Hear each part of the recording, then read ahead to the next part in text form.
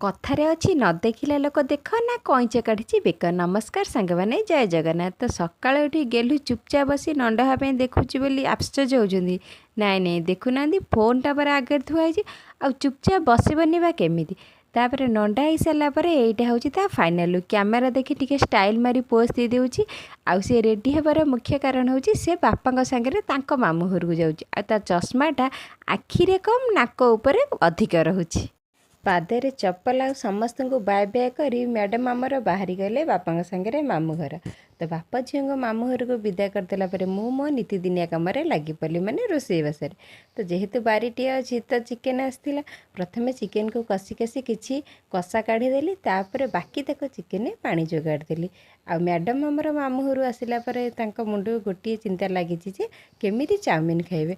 ये इपी गुड़ा थोड़ा ताको घर सारा बिंची मु इपी खाई बोली एका जिति पाटी कलर सब गोटे गाटे कर रखिदे। रखि कषारू कि प्रथम नहीं आसी आम माँ झील खाई तो बाकी तक कषा को रखिदी पखाड़ सांगे खाइबा। बापा आसला समस्ते गोल हो बस पड़ू पखाड़ और चिकेन कषार मजा नहीं।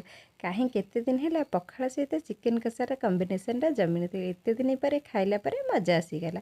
तो संध्या बेले भोक पर मार्केट किसी जलखी आनी खाई राति चकुली सहित दिन बड़ी पड़ता चिकेन तरकारी खाई। वीडियो भल लगे लाइक सब्सक्राइब रही। जय जगन्नाथ।